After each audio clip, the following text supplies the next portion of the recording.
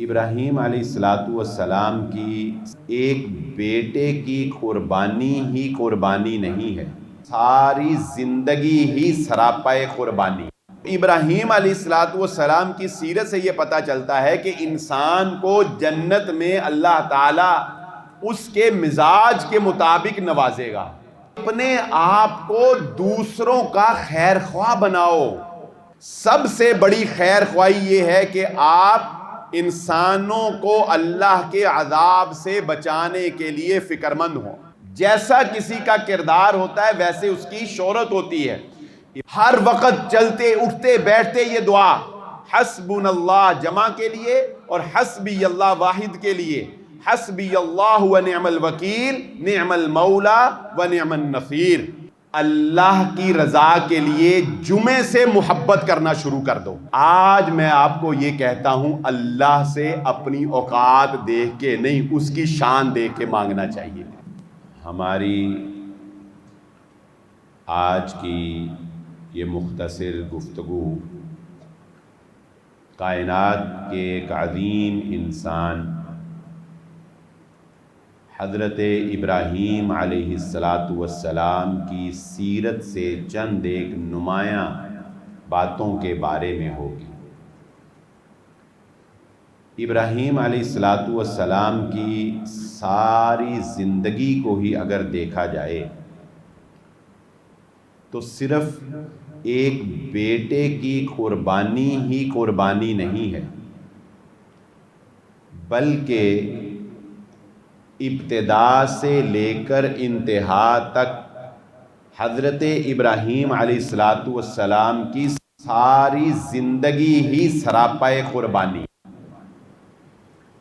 ہر زندگی کے موڑ پر اللہ رب العزت نے اپنے بندے ابراہیم علیہ السلام سے کسی نہ کسی چیز کو قربان کرنے کا مطالبہ کیا، اور ابراہیم علیہ السلام نے بدرجہ اتم کمال درجے سے اس کو قربان کر دیا۔ اور میں گفتگو کے آغاز میں جس بات کی طرف توجہ دلانا چاہوں گا وہ ابراہیم علیہ السلام کا مزاج تھا۔ یہ قربانی جو ہم نے کی ہے، اللہ تعالیٰ جنہوں نے بھی اللہ کے راستے میں جانور قربان کیا، اللہ تعالیٰ ان کی اس قربانی کو قبول و منظور فرمائے، اور جو نہیں کر سکے اللہ تعالیٰ ان کو بھی مالی توفیق عطا فرمائے کہ آئندہ سال وہ بھی اللہ کے راستے میں جانور قربان کریں۔ ابراہیم علیہ السلام نے اپنے بیٹے کی گردن پر چھری چلائی، جو کہ بظاہر ایک بڑا سنگ دل انسان کا کام لگتا ہے کہ یہ بندہ بڑا سنگ دل ہوگا کہ جس نے اپنے بیٹے کی گردن پر ہی چھری چلا دی۔ کوئی نرم دل بندہ تو نہیں کر سکتا نا ایسا۔ بظاہر اگر ہم ایک تصویر سوچے تو ہم کہتے ہیں یار اس بندے کا بڑا دل سخت ہے، بڑا مضبوط اعصاب کا بندہ ہے، جبکہ حقیقت میں ایسا نہیں ہے۔ ابراہیم علیہ السلام کی خوبی اللہ یہ بیان کر رہے ہیں سورہ ہود میں کہ ابراہیم ہمارا بندہ بڑا ہی نرم دل، حلیم اور بردبار تھا، بڑا نرم مزاج انسان تھا۔ اتنا نرم مزاج انسان تھا اور دوسروں کی خیر خواہی کا جذبہ ابراہیم میں اتنا زیادہ تھا کہ جس وقت ایک گمراہ ترین قوم لوط، جو کہ حضرت ابراہیم علیہ السلام کی زندگی میں ہی آپ کے بھتیجے حضرت لوط علیہ السلام کی نبوت میں ایک دوسرے علاقے میں وہ قوم زندگی گزار رہی تھی، کائنات کا بدترین فعل انہوں نے کیا۔ ان کو تباہ کرنے کے لیے، نیست و نابود کرنے کے لیے اللہ نے فرشتوں کو بھیجا، اور فرشتے اس قوم پر جانے سے پہلے ابراہیم علیہ السلام کو ایک بچے کی بشارت دینے کے لیے آئے نا، تو اللہ تعالیٰ کہتے ہیں ابراہیم یجادلونا، ابراہیم ہم سے ہی جھگڑا کرنے لگ گیا فی قوم لوط، قوم لوط کو بچانے کے لیے۔ آپ بتائیں، نرم دل تھے تو ایک گمراہ قوم کو بچانے کے لیے اللہ سے بحث و تکرار کر رہے ہیں کہ یا اللہ کوئی گنجائش، تیرا نبی بھی ان میں ہے، اگر عذاب آئے گا تیرے نبی کا کیا بنے گا۔ ایک نرم گوشہ تھا نا۔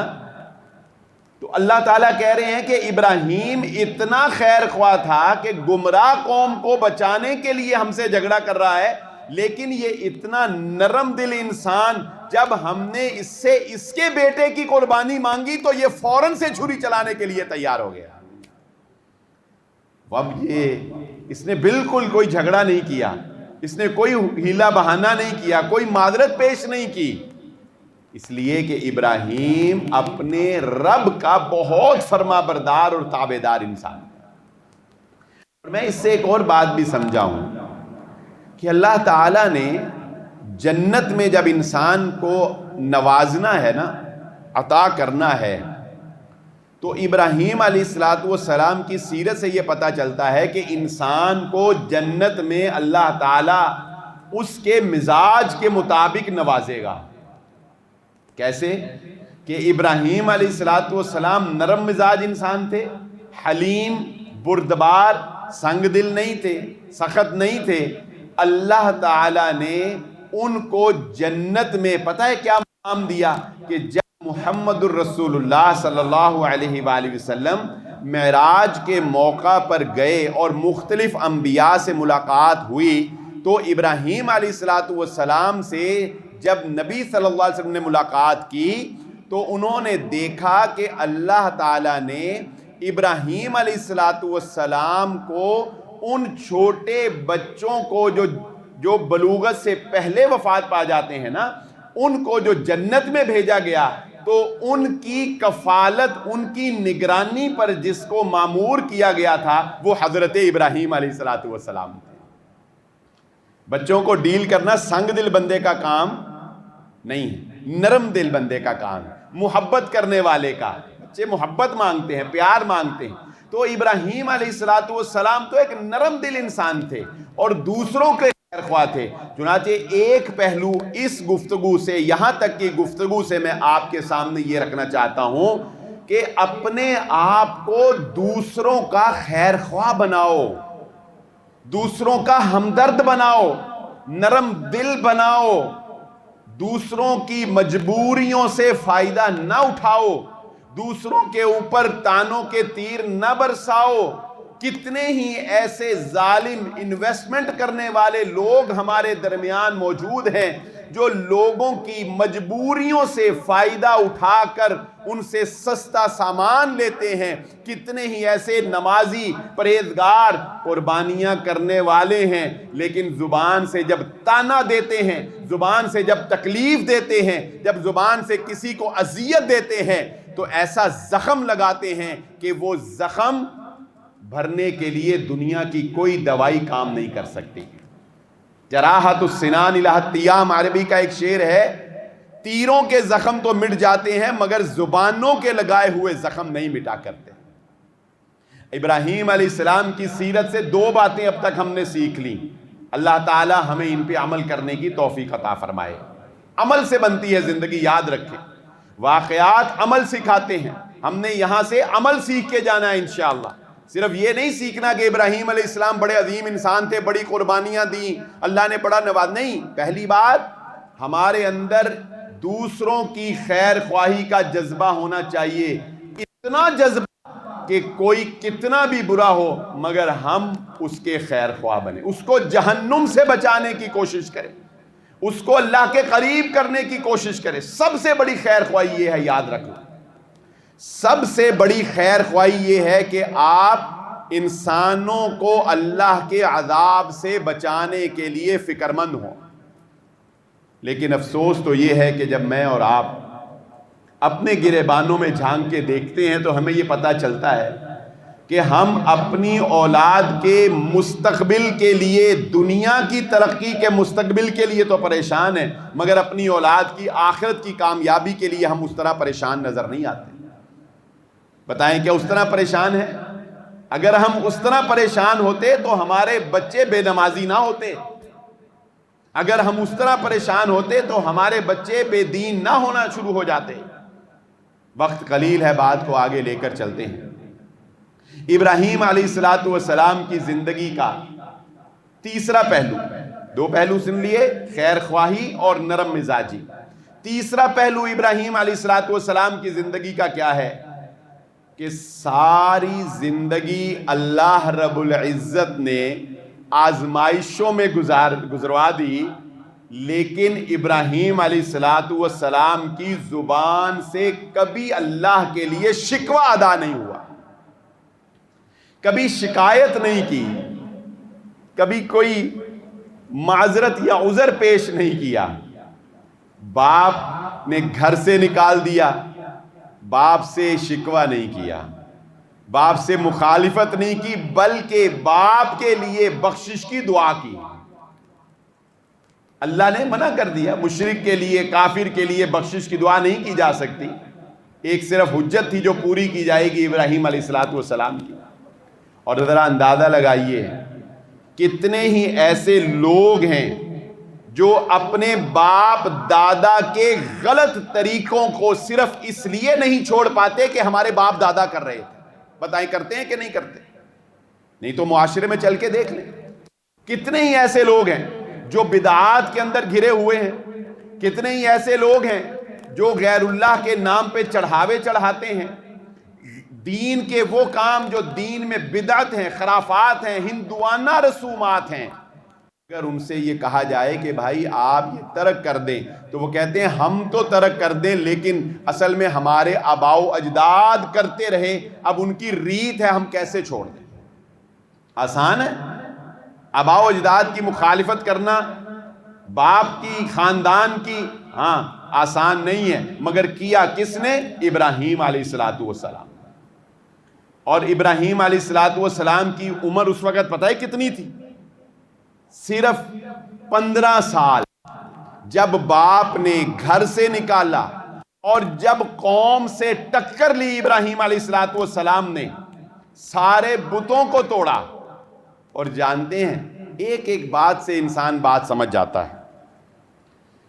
آپ کاروباری لوگ بھی ہیں، معاشرے میں بھی رہتے ہیں، انسان کا جس طرح کا کریکٹر ہوتا ہے نا، جس طرح کا کردار ہوتا ہے، یا جس طرح کی اس کی مزاج اور عادت ہوتی ہے، وہ لوگوں میں اسی طرح کا مشہور ہو جاتا ہے، وہ لوگوں میں اسی طرح کا مشہور ہو جاتا ہے۔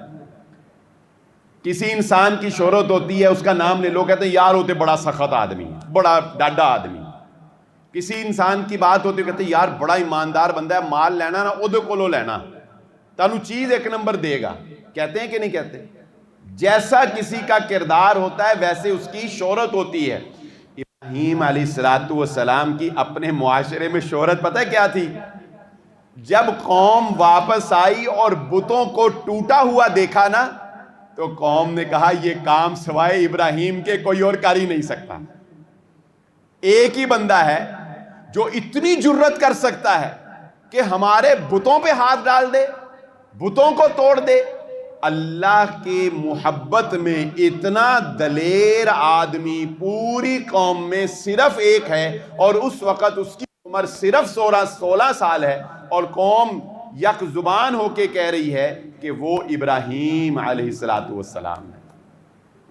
اب قوم نے فیصلہ کیا، نمرود نے فیصلہ کیا کہ اس بندے کو بلایا جائے، اور پھر مکالمہ ہوا۔ فَبُہِتَ الَّذِي كَفَرَ، وہ ہکا بکا رہ گیا جب ابراہیم علیہ السلام نے کہا میرا رب وہ ہے جو سورج کو مشرق سے نکالتا ہے، اگر تو رب ہے تو مغرب سے نکال کے دکھا دے۔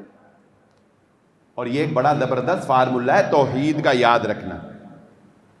اگر کسی کو یہ لگتا ہے کہ اللہ کے علاوہ کوئی اور بھی ہے جس کی عبادت کی جا سکتی ہے یا جس سے مانگا جا سکتا ہے، تو اس کو صرف ایک بات کو، ویسے تو یہ 5 چیلنج ہیں لیکن آج موقع کے مناسبت سے صرف ایک بات سمجھ لیں، اس کو کہو نظام قدرت میں کسی قسم کی مداخلت کر کے دکھا دو، کوئی تبدیلی کر کے دھا دو، کچھ تو کر کے دکھاؤ کہ ہم مانیں کہ تم اللہ کے مقابلے میں کچھ کر سکتے ہو، لیکن کوئی کر سکے گا نہیں۔ پھر اسے یہ ماننا پڑے گا کہ کائنات کا جو رب ہے اور جو لائق عبادت ذات ہے وہ صرف اور صرف اللہ کی ذات۔ نمرود نے کہا اس نوجوان کو آگ میں پھینکا جائے، اس کو، ہمارا یہی فیصلہ ہے بھائی، ہم دلائل سے اس کا مقابلہ نہیں کر سکتے، ہم حقیقت سے اس کو ہرا نہیں سکتے، لہذا ہم ان ظالموں کی طرح طاقت کا استعمال کریں گے اس کو آگ میں پھینکا جائے۔ صحیح بخاری کی روایت ہے، حضرت عبداللہ بن عباس رضی اللہ تعالیٰ عنہ فرماتے ہیں جب ابراہیم علیہ السلام کو آگ میں پھینکا جانے لگا تو ابراہیم علیہ السلام نے کہا حسبی اللہ و نعم الوکیل۔ اتنے پیارے الفاظ ہیں یہ، اور یہ الفاظ آپ سے میری گزارش ہے اپنی زبانوں کی عادت بنا لیں۔ ہر وقت چلتے اٹھتے بیٹھتے یہ دعا حسبنا اللہ جمع کے لیے اور حسبی اللہ واحد کے لیے، حسبی اللہ و نعم الوکیل نعم المولا و نعم النصیر۔ یہ دعا انسان کے بڑے سے بڑے غم، بڑے سے بڑی تکلیف سے اس کو نجات دے دے گی، اس کو پرسکون کر دے گی، اس لیے کہ اس دعا نے حضرت ابراہیم علیہ السلام کو آگ جیسی اتنی بڑی آگ کے جس کے اوپر سے پرندہ بھی شاید نہ گزر سکتا ہو، اس سے بھی اللہ رب العزت نے اس دعا کی برکت سے ابراہیم علیہ السلام کو بچا لیا۔ اس دعا کا مفہوم پتہ ہے کیا ہے؟ ترجمہ تو عام سا ہے، اللہ کافی ہے اور اللہ ہی بہترین مدد کرنے والا اور کارساز ہے۔ لیکن اگر میں ابراہیم علیہ السلام کی سیرت اور اپنے الفاظ کے ساتھ اس کا مفہوم آپ کے سامنے رکھنا چاہوں تو وہ یہ بنے گا کہ ابراہیم علیہ السلام نے کہا کہ اے اللہ، اگر تو آگ میں جلانے پر اپنے بندے کو راضی ہے تو مجھے یہ جلنا بھی قبول ہے، مجھے یہ بھی قبول ہے، حسبی اللہ۔ لیکن آگے ہی کہا لیکن اے اللہ مجھے یہ بھی یقین ہے کہ تو اپنے بندے کو جلنے نہیں دے گا۔ اور اللہ تعالیٰ کہتے ہیں میرا بندہ مجھ سے جس یقین سے مانگتا ہے میں اس کا یقین توڑتا نہیں، اس کا یقین پورا کر دیتا۔ صرف مانگنے کا ایک جذبہ ہونا چاہیے، ایک لگن، ایک تڑپ انسان کے اندر ہونی چاہیے۔ حضرت انس نے کہا تھا میں اللہ کی قسم کھاتا ہوں میری بہن کا دانت نہیں ٹوٹے گا۔ وہ لوگ جو کہتے تھے ہم قصاص لیے بغیر جائیں گے نہیں، لمحے بعد وہ کہنے لگے اے محمد صلی اللہ علیہ وسلم ہمیں قصاص نہیں چاہیے، ہم دانت کے بدلے دانت نہیں لیں گے، ہمیں دیت دے دی جائے، ہم صلح کر لیتے ہیں۔ ابراہیم علیہ السلام نے بھی یہی کہا اللہ تجھ پہ یقین ہے، تو بچائے گا۔ تو پھر اللہ نے کہا قلنا یا نار، اے آگ ہم تجھے حکم دیتے ہیں ہمارے بندے ابراہیم کے لیے ٹھنڈی ہو جا، نہ اتنی ٹھنڈی کہ اس کو سردی لگے اور نہ اتنی تپش کہ اس کو گرمی لگے، ابراہیم کے لیے بڑا ہی بہار جیسا موسم کر دے۔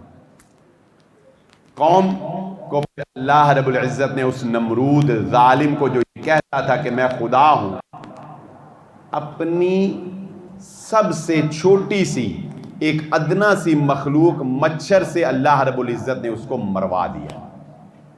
مفسرین نے لکھا وہ مچھر جب اس کو کاٹتا تھا وہ دیواروں میں ٹکر مارتا تھا۔ اللہ تعالیٰ نے دکھایا انسان تیری اوقات تیری حیثیت کچھ نہیں ہے، لیکن انسان سمجھتا نہیں ہے۔ جب طاقت ہوتی ہے نا اس وقت کہتا ہے نہیں میرا مقابلہ ہی کوئی نہیں کر سکتا۔ جب طاقت ہوتی ہے اس وقت انسان چاہتا ہے کہ میں فریق مخالف کو روند کے رکھ دوں۔ کیا آپ دیکھتے نہیں سوشل میڈیا پر وڈیرانہ نظام، جاگیردارانہ نظام، ساہوکارانہ نظام، سرمایہ دارانہ نظام کہ جس میں بیچارے مظلوموں کے اوپر کس طرح ظلم ڈھایا جاتا ہے، اس وقت کہاں جاتی ہے ہماری انسانیت؟ ہم کسی نمرود اور فرعون سے کم نہیں ہیں، یاد رکھیں۔ ہمارا معاشرہ عکاسی کرتا ہے اس بات کی کہ ہمارے اندر فرعونیت ہے، ہمارے اندر نمرونیت ہے۔ ہم جس طرح پیسے کے اوپر رسیا اور پیسے کے جس طرح پجاری بن گئے ہیں اور جس طرح اپنے اوپر مان کرنے لگ گئے ہیں، ہمارا کردار بتاتا ہے کہ ہمارے اندر قارون کے اوصاف پائے جاتے ہیں۔ اللہ تعالی ہمیں ان سب بیماریوں سے محفوظ فرمائے۔ اور اب جو میں بات کرنے لگا ہوں یہ بات زندگی کے لیے ایک بہت بڑی ڈھال ہے، زندگی کے لیے ایک بہت بڑی ڈھارس ہے۔ اس کو میں ایک مثال سے آپ کو سمجھا دیتا ہوں.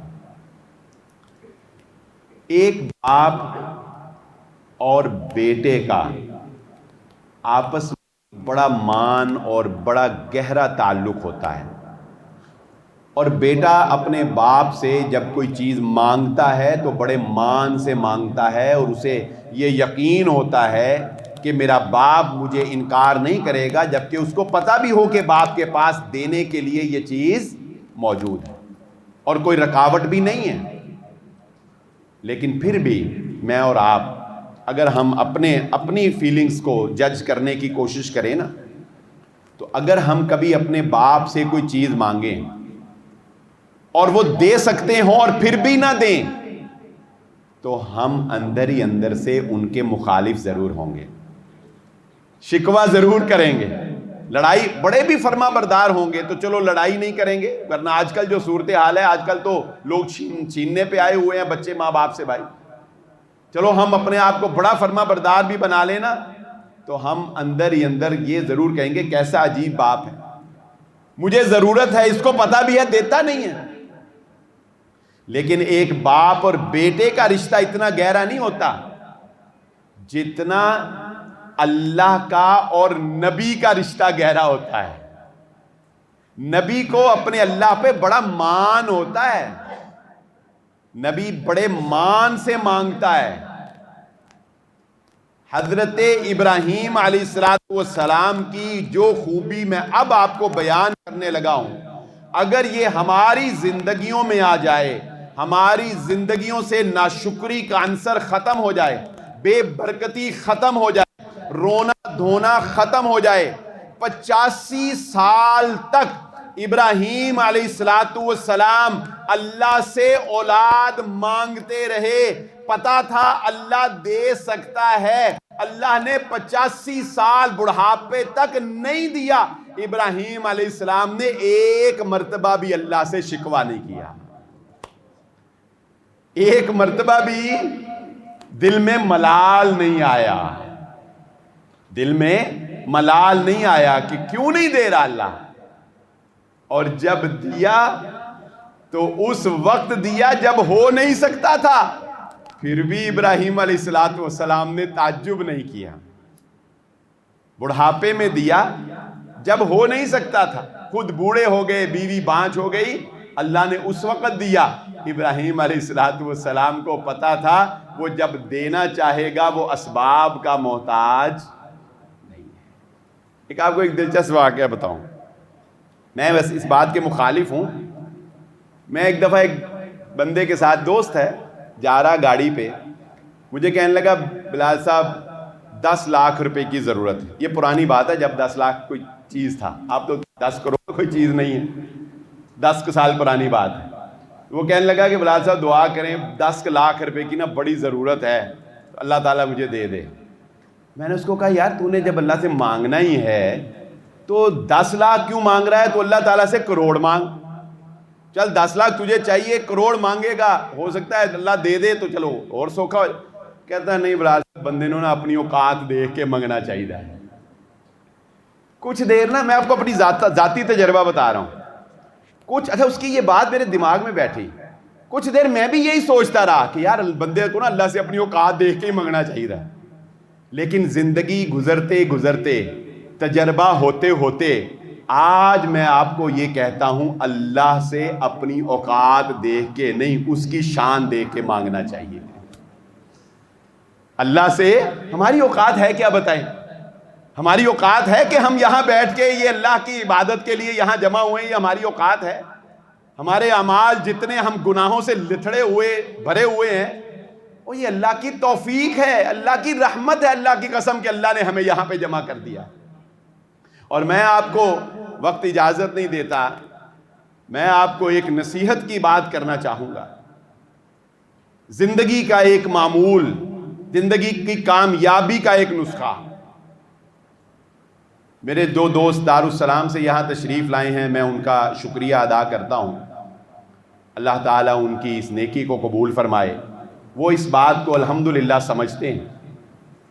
لیکن جو پیراڈائز کے لوگ ہیں جن سے آج میری پہلی مرتبہ اس جمعہ میں ملاقات ہوئی ہے، ویسے درسوں میں شاید ہوئی ہو، ان کے لیے ایک پیغام دینے لگا ہوں، اور اس پیغام کو زندگی سے باندھ لو، پلے باندھ لو اور عمل کر لو۔ یہ پیغام غلط نہیں ہو سکتا، اس لیے کہ یہ میرا نہیں ہے، یہ محمد الرسول اللہ صلی اللہ علیہ وسلم کا۔ ہم بہت کمزور ہیں، ہم سے زیادہ عمل اب نہیں ہوتے، نہ ہماری خوراکیں ویسی، نہ ہماری صحتیں ویسی، نہ ہم سے تہجد پڑھی جاتی ہے، نہ ہم سے نفل پڑھے جاتے ہیں، اور اس سے زیادہ دین کو وقت دینا تو ہمارے لیے اب ممکن ہی نہیں رہا۔ دین کو زیادہ وقت دینا اب ہمارے لیے ممکن نہیں رہا۔ مگر میں ایک آخری سی بات کر کے بات کو اختتام کی طرف لے کے جاتا ہوں۔ اللہ کے نبی صلی اللہ علیہ وآلہ وسلم نے فرمایا، عمل چاہے تھوڑا کر لینا، ایک کر لینا، عمل چاہے 10 نہ کرنا، 10 کام نہ کرنا، ایک کام کر لینا، لیکن اسے اتنی پابندی کے ساتھ اور ہمیشگی کے ساتھ کرنا کہ اس کے بغیر سانس نہ آئے، اللہ تعالیٰ کے پسندیدہ بن جاؤ گے۔ میں آپ کو یہ کہنا چاہوں گا پیراڈائز کے نمازیوں، اللہ کی رضا کے لیے جمعے سے محبت کرنا شروع کر دو، اور کچھ نہ کرو۔ باقی تو فرائض تو یہ نا کہ ان نمازاں بھی چھڑ دو، ان کے ایسی جی جمعے نہیں محبت کرو، فجر ظہر عشاء ساری چھٹی جاؤ، نہیں، نفل کی بات کر رہا ہوں۔ جمعے سے محبت کرنا شروع کر دو، محبت ایسی کہ امام کے منبر پر بیٹھنے سے 15-20 منٹ آدھا گھنٹہ پہلے تم جمعے میں ہو، یہ محبت اتنی جنونی ہو کہ تمہارا اس کے بغیر دل نہ لگے، تمہارے شیڈول، تمہارے شب و روز، تمہاری خوشی، تمہارا آنا جانا، تمہارا ٹریول اس سے جڑا ہوا ہو۔ یقین مانو، میں تمہیں محمد الرسول اللہ صلی اللہ علیہ وسلم کی حدیث سے بتا دیتا ہوں، اگر تم نے جمعہ سے محبت شروع کر دی، کل قیامت کا دن ہوگا، اللہ تعالیٰ جمعے کو ایک خوبصورت جسم عطا کرے گا، اور اس سے ایک روشنی نکلے گی۔ جمعے سے محبت کرنے والے سارے کے سارے جمعے کے ارد گرد اکٹھے ہو جائیں گے، جمعہ آگے ہوگا، جمعے سے محبت کرنے والے پیچھے ہوں گے، پروٹوکول لگے گا، قطار لگے گی، پروٹوکول لگے گا، زیرو کیا جائے گا سڑک کو، دائیں بائیں لوگ کھڑے ہوں گے، حسرت کی نگاہوں سے آنکھیں اٹھا کے تمہیں دیکھ رہے ہوں گے۔ اللہ کے نبی صلی اللہ علیہ وسلم نے فرمایا، جمعے سے محبت کرنے والے جمعے کے پروٹوکول میں روشنی کے ساتھ ان کے چہرے خوبصورت نور والے ہوں گے۔ اس پروٹوکول کے ساتھ اللہ جمعے سے محبت کرنے والوں کو جنت میں داخلہ عطا فرما دے۔ ایک یہ کام میرے آج آنے کا، کہتے ہیں نا مول پا دو، میرے آج آنے کا یہ ایک بات کا مول پا دو کہ جمعے سے محبت کرنا شروع کر دو۔ میرا اسٹوڈنٹ ہے ابو بکر، اس سے رپورٹ لوں گا انشاءاللہ، پوچھوں گا اگلے جمعے کی حاضری۔ یہ تو حال ہی کچھ نہیں ہے اللہ کی رحمت سے۔ آؤ دارالسلام میں الحمدللہ اللہ کی توفیق سے دیکھیں۔ میں صرف ترغیب دلانے کے لیے کہہ رہا ہوں، اگلے جمعے مجھے کم از کم یہ رپورٹ ملنی چاہیے کہ یہ حال امام کے منبر پر بیٹھنے سے پہلے بھرا ہوا تھا۔ انشاءاللہ عمل کی اللہ توفیق دے گا۔ عہد کر لو، اللہ تعالیٰ تمام لوگوں کو اس محبت اور اس جمعے سے محبت کرنے کی توفیق عطا فرما دیں۔ ویسے تو احمد صاحب نے ایک بڑا اچھا کام کیا، انہوں نے اشتہار پر جمعے کے آغاز کا ٹائم رکھا ہے، اختتام کا کوئی نہیں یہ رکھا۔ ہاں، وہ میری مرضی ہے، جتنے مرضی لے جائیں، لیکن نہیں، زیادہ نہیں۔ ایک آخری سی بات کر کے بات کو ختم کرتے ہیں۔ ابراہیم علیہ السلام کی یہ عظیم قربانی کہ جو انہوں نے اپنے بیٹے کی گردن پر چھری چلا کے دی، میں خواتین کو اور یہاں آئے ہوئے نوجوان بچوں کو یہ نصیحت کرنا چاہوں گا۔ نبی تھے ابراہیم، بیوی تو نہیں تھی۔ نبی تھے ابراہیم، بیوی تو نہیں تھی، لیکن جب اللہ کے کہنے پر نبی نے اپنے چھوٹے سے بچے کو، جو بڑھاپے میں ملا تھا، بیٹا تھا، جب جنگل بیابان صحرا میں چھوڑا، تو بیوی نے پوچھا ابراہیم کس کے سہارے؟ ابراہیم نے کہا اللہ کے سہارے۔ بیوی نے ابراہیم کا ساتھ دیا، شکوہ نہیں کیا۔ بیوی نے ابراہیم علیہ السلام کا ساتھ دیا۔ میں خواتین کو یہ بتانا چاہتا ہوں، جو بیویاں اپنے خاوندوں کی نیکی کرنے میں ان کا ساتھ دے دیتی ہیں، ان کی بات کو مان لیتی ہیں، اللہ خاوند کے ساتھ ان کو بھی کامیابی عطا کر دیتا ہے۔ آج تمہارے طواف کے ساتھ سائی کو جوڑ دیا، جو ابراہیم کی بیوی کا عمل تھا، نبی کا عمل نہیں تھا۔ بتاؤ سائی کس کا عمل تھا؟ حضرت ہاجرہ کا نا، وہ نبی تو نہیں ہے، قربانی چھوڑ کے تو ابراہیم آئے، لیکن بیوی نے شوہر کا ساتھ دیا، اللہ نے بیوی کی یاد کو بھی زندہ کر دیا۔ اور بیٹا ایسا فرما بردار، آج باپ کسی اپنی خواہش کو مارنے کے لیے کہے نا، بیٹا کہتا ہے نہیں نہیں ابا جی تانوں پتہ ہی نہیں، سانوں پتہ ہے، ہم جنریشن زی ہیں، ہمیں پتہ ہے گاڑی کیسے چلانی ہے، ہمیں پتہ ہے کہ کہاں پہ رہنا ہے، ہمیں پتہ ہے گھر کی ڈیکوریشن کیسی ہونی چاہیے، ہمیں پتہ ہے کہ کس کو ملنا ہے کس کو نہیں ملنا، ہمیں پتہ ہے کہ کہاں سے کمانا ہے کہاں سے نہیں کمانا، کہتے ہیں کہ نہیں؟ ہمیں پتہ ہے رشتہ داروں کے ساتھ کتنا کچھ سلوک اچھا رکھنا ہے، ہمیں پتہ ہے، آپ نہ ہمیں نصیحتیں کیا کریں۔ سنو، باپ نے بیٹے کو کہا، ابراہیم علیہ السلام نے بیٹے کو کہا، بیٹے میں نے خواب میں دیکھا ہے میں تجھے ذبح کر رہا ہوں، انی اذبحک، میں تجھے ذبح کر رہا ہوں۔ بیٹے نے کیا کہا؟ ابا جی نہیں تاڑی نعوذ باللہ کوئی خواب ہی تانوں غلط آ گیا۔ ہم جیسے نافرمان اولاد ہوتے ابے پہ ہی کوئی فتویٰ جڑ دیتے کہ ابا ہی ستے آ گیا نعوذ باللہ۔ بیٹے نے کیا کہا؟ ابا جی اگر اللہ نے آپ کو حکم دیا ہے تو اگر آپ کر سکتے ہیں تو مجھے بھی آپ نیچے سے ہلتا بھی نہیں پائیں گے۔ جانور بھی شاید مزاحمت کرتا ہو، مگر اسماعیل نے کہا میں انسان ہو کے مزاحمت نہیں کروں گا۔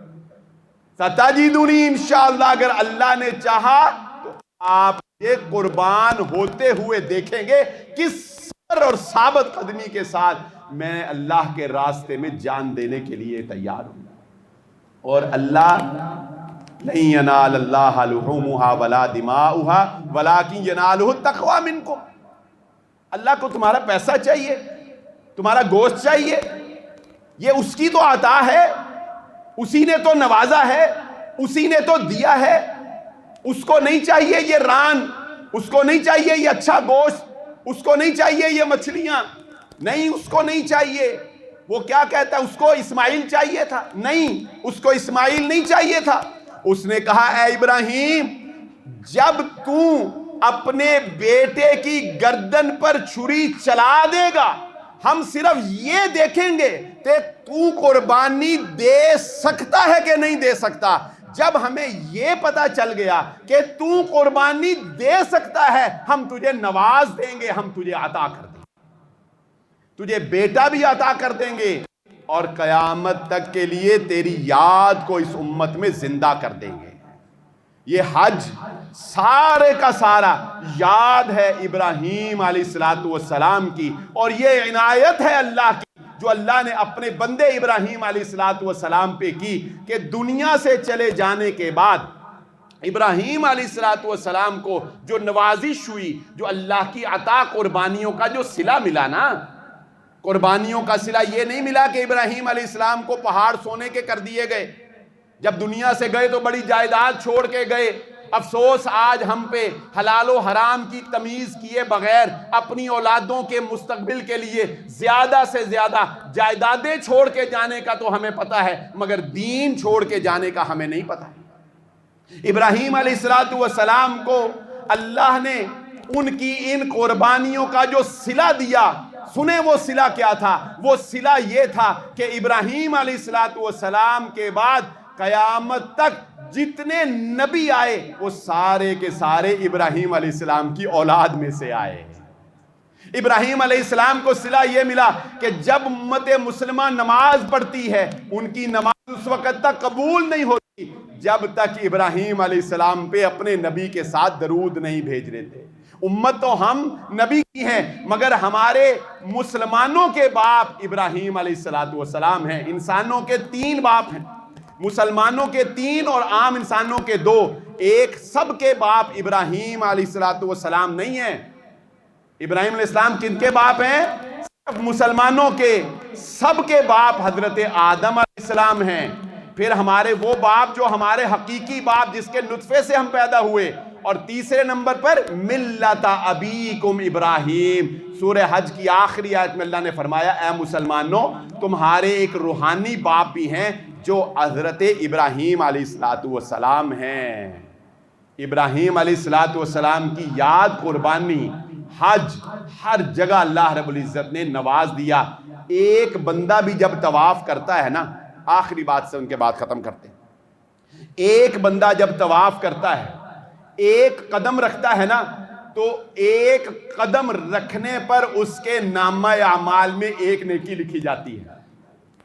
ایک دوسرا قدم رکھتا ہے تو اس کے نامہ اعمال سے گناہ معاف ہوتے ہیں۔ یہ ایک بندے کا ہے۔